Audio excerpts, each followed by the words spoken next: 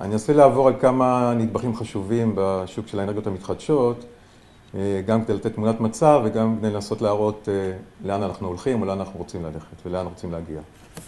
אז קודם כל אנחנו בגדול מסתכלים על יעד של 10% בשנת 2020, 10% ייצור חשמל ממקורות של אנרגיות מתחדשות, זה היעד המוביל.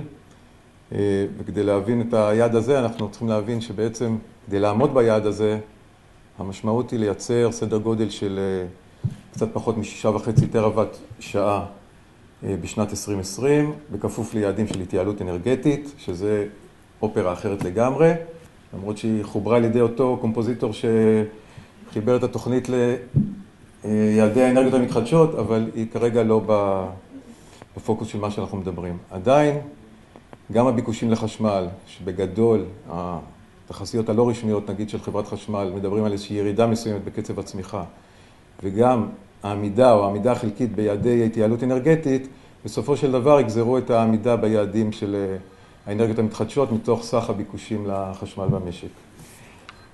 מבחינת הסטטוס, אפשר להגיד שהגענו פחות או יותר לסגירות פיננסיות של, מה זה הגענו? היזמות הגיעה לסגירות פיננסיות בסדר גודל של 500 מגוואט עד היום, חלקם כבר מתקנים עובדים וחלקם בשלבי הקמה, 500 מגוואט לא כולל את ה-PV הקטן, ששם אין צורך בסגירות כאלה. זה כולל את ה-230 מגוואט של PV גדול, גם ההסדרה וגם החלק של פרויקט השלים ב-PV, ועוד כ-270 מגוואט של ה-PV הבינוני. זה מבחינת הסגירות הפיננסיות. מבחינת מה מחובר בפועל היום לרשת, סדר גודל של 430 מגוואט, מחוברים בפועל לרשת, מייצרים חשמל ממקורות מתחדשים, מורכב מ-250 מגוואט של PV קטן. כשאנחנו אומרים PV קטן, זה סדר גודל של 9,600 אתרים שפרוסים בכל רחבי הארץ, חלקם פרטיים, חלקם עסקיים. עוד כ-160 מגוואט של PV בינוני, שזה בעצם הסגמנט שצומח בקצבים גדולים בתקופה הזאת. אנחנו מעריכים שעד סוף השנה, עד סוף 2014, הסגמנט הזה יממש את עצמו לגמרי, יגיע ל-270 מגוואט מחוברים ופועלים לרשת. בקיזוז החלק שהוקצה לאזורי יהודה ושומרון, 30 מגוואט שעדיין מעוכבים מכל מיני סיבות. יש גם עוד איזה 24 מגוואט פועלים ועובדים של מתקנים הידרואלקטריים, מתקני ביוגז ומתקן רוח אחד. כל המתקנים האלה משנים, עוד לפני תקופת ההסדרה, ניזונים מרכיב פרמיה ומרכיב ייצור בפרמיה, אבל גם הם תורמים משהו למשק. אז כל מה שאמרנו עד עכשיו, בואו נראה לאן זה הביא אותנו מבחינת היקף הייצור במתחדשות. אז 2012, מתוך סך הייצור, 400 מיליון קוטש הוצרו באנרגיות מתחדשות, שזה אומר פחות מ1%, 0.7% ב-2012. לא הרבה, יש עוד הרבה עבודה בשביל להגיע ל10%. ב-2013 אנחנו עדיין לא סגורים על הנתונים, מבררים את זה מול חכי, אבל בוא נגיד שסדר גודל של 1%, אולי יותר לכיוון ה1.5%, זה פחות או יותר נקודת הייחוס ל-2013. על הדרך, אני רוצה רק להזכיר במילה אחת, כי גם זה שווה דיון בפני עצמו. הונח על השולחן דוח ועדת קנדל, כאשר מעבר לכל מצבת התועלות של אנרגיות מתחדשות, לפי הסגמנטים הטכנולוגיים, והאפשרות לקבל את זה as is, או להעלות כל מיני השגות, ויש השגות לגבי התועלות האלה, אם זה תועלות נטו או תועלות ברוטו. מה שחשוב אולי כן להבין מהדוח של הוועדה הזו, זה שבעצם זאת סנונית ראשונה לכיוון של הסדרת שוק האנרגיות המתחדשות, בהתייחס למחיר כלכלי כמחיר יעד. למה אני אומר בהתייחסות בלבד ולא לקבוע מחירים על פי התועלות? משום שמבחינה לגלית עדיין חשמל או מחיר החשמל, תעריפי החשמל נקבעים בארץ לפי עקרון העלות ולא לפי עקרון התועלת, אבל בפירוש יש פה איזשהו יעד שהוא בכיוון הנכון ואנחנו בהחלט מאמצים אותו. לפעמים אנחנו נוהגים באמת להסתכל על שווקים שכנים, שווקים מקבילים, לראות איפה אנחנו עומדים מול אותם שווקים. במקרה שלנו הדשא הירוק נראה במדינות ה-OECD, ישראל אוהבת בהרבה פרמטרים להידמות למדינות ה-OECD. אם מסתכלים על תחזיות, ויש הרבה תחזיות מסוגים שונים, מה קורה במדינות ה-OECD בתחום של האנרגיות המתחדשות, אז קודם כל אם ניקח כבנצ'מרק את 2012, שזה כבר נתוני אקטואל, זה לא תחזית, ה-OECD מדווח על סדר גודל של 20.7% ייצור אנרגיה ממקורות מתחדשים, מתוך זה כ-13% ממקורות הידרואלקטריים. א', בישראל, כמו שאנחנו יודעים, אין כמעט הידרואלקטרי, וגם אין פוטנציאל למקורות הידרואלקטריים, וגם היעדים שנקבעו במדינות הללו, ליעדי 2020 ויעדים אחרים שאיתן הזכיר קודם, נקבעו בהינתן המקורות ההידרואלקטריים הקיימים שם בפועל, זה לא הוקם ב3-4 שנים האחרונות, כך שמתוך ה-20% ב-OECD, 7.5% הם ב-2012 ממקורות של אנרגיות מתחדשות, כלומר סולר, רוח, ביוגז, ביומאס, גיאותרמי ועוד כמה טכנולוגיות נישה.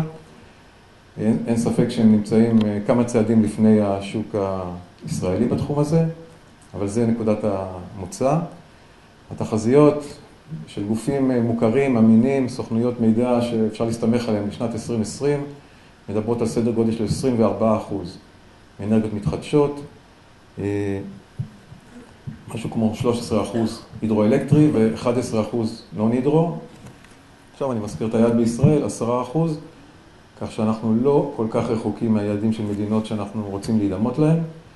ב-2040, מי שבכלל מאמין לתחזיות כל כך רחוקות, ה-OECD מדבר על 26% אנרגיות מתחדשות, 13% הידרואלקטרי ו-13% מכל שאר הטכנולוגיות. גם לנו ברור שאפילו בשביל לשמור על 10% באנרגיות מתחדשות מ-2020 ואילך, יידרשו כל שנה עוד כמה מאות מגוואטים תוספת של מתקנים באנרגיות מתחדשות, וזה בלי שברור כרגע לאן הולך השוק מעבר לתקופה הזאת. אגב, בישראל, לפחות התוכניות המקוריות מבססות את השוק בעיקר על טכנולוגיית ה-PV. ב-2020, בהנחה שאנחנו 10% באנרגיות מתחדשות, פחות או יותר 2/3 מזה טכנולוגיות של סולר, PV וטרמוסולרי. ב-OECD ובעיקר באירופה יותר מבוסס רוח והידרואלקטרי, כל מדינה והמתנות טבע שלה.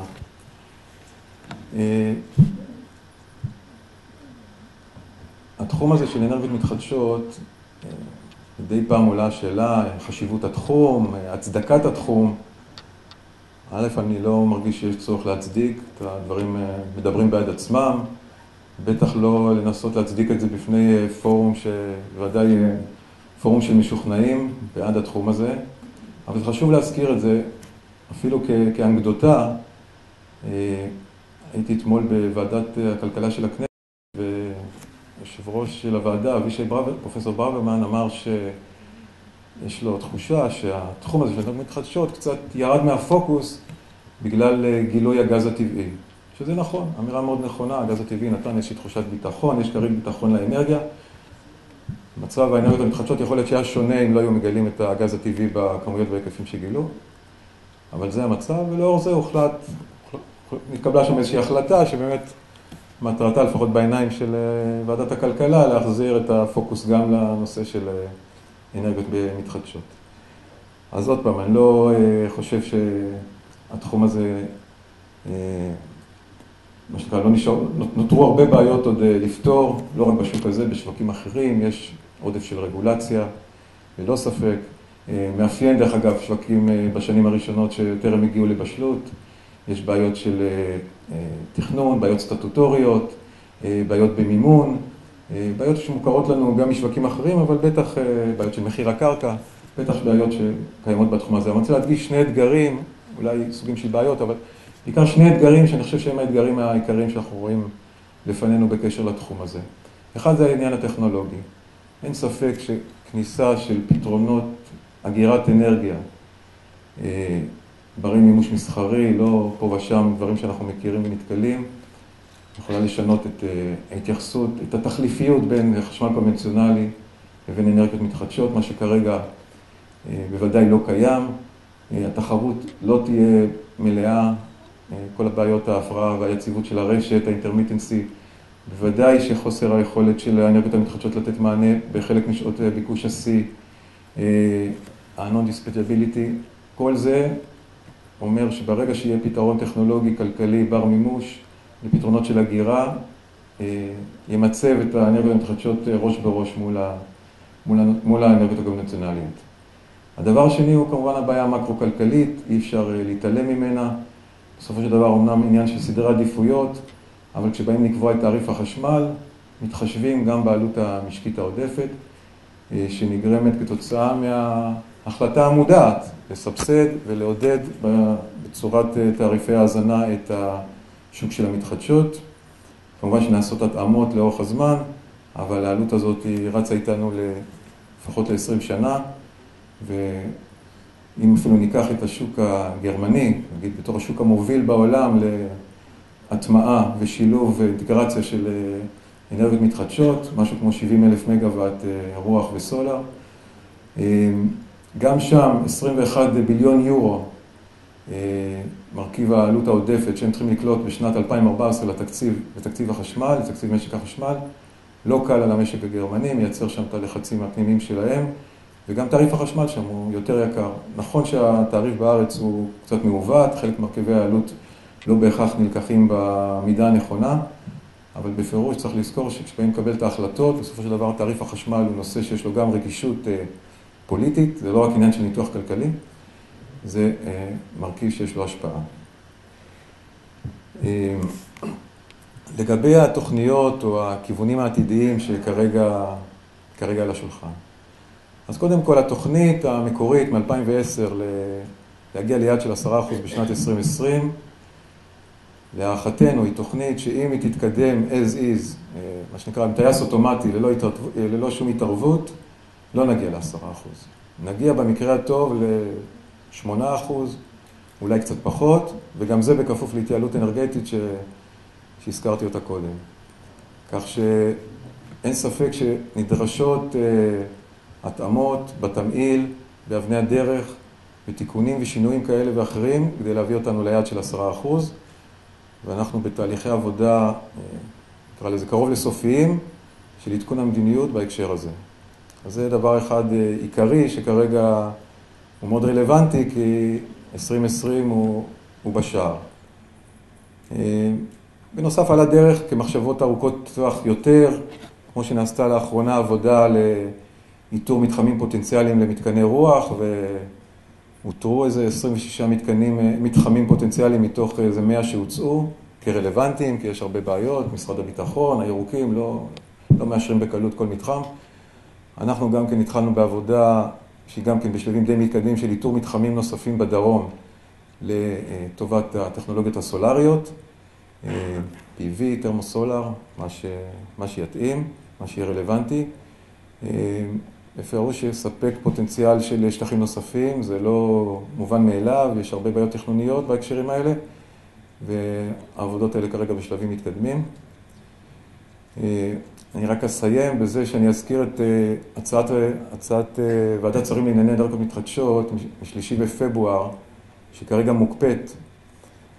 אז אני רוצה להבהיר שגם בהנחה שהיא תאושר בצורה כזאת או אחרת בקרוב, היא לא מבטאת את שינוי המדיניות או את עדכון המדיניות, היא איזשהו שריד להחלטה קודמת, מממשלה קודמת, שבעצם נסחבת לאורך הזמן, והצטרפו אליה עוד כמה החלטות אחרות. המרכיב המרכזי שלה הוא באמת מרכיב של חיסכון שנובע מהסטה של מכסות התרמוסולר, 180 מגוואט למכסות PV, אבל על הדרך יש שם עוד כמה החלטות רלוונטיות בהקשר של תוספת PV, הסטות קלות, משהו כמו 110 מגוואט נוספים, אימוץ עקרונות דוח ועדת קנדל, ועוד כמה החלטות לגבי עידוד והקמה של מתקנים בתעריפים דומים למתקנים שבארץ באזורי יהודה ושומרון. כרגע ההחלטה הזאת מוקפאת, יש את הערר של משרד הגנת הסביבה, שמבקש לצמצם מכסות בניתוח הפוטנציאל להפקת אנרגיה מביוגז, הם הגיעו למסקנה שה-160 מגוואט שהקצו להם הם גבוהים מדי, הם מעוניינים ב-100 מגוואט בלבד, נמצא כרגע בדיונים מתקדמים, בתקווה שיפטר בהקדם, יש עוד ערר שיש לו גוון פוליטי לגבי משרד האוצר, בהיבט של התחייבויות המדינה מול המממנים למתקני אנרגיות מתחדשות ביהודה ושומרון. אני מעריך שבתקופה הקרובה נפתור את הבעיות האלה ונוכל גם להעביר את ההחלטה הזאת. תודה רבה.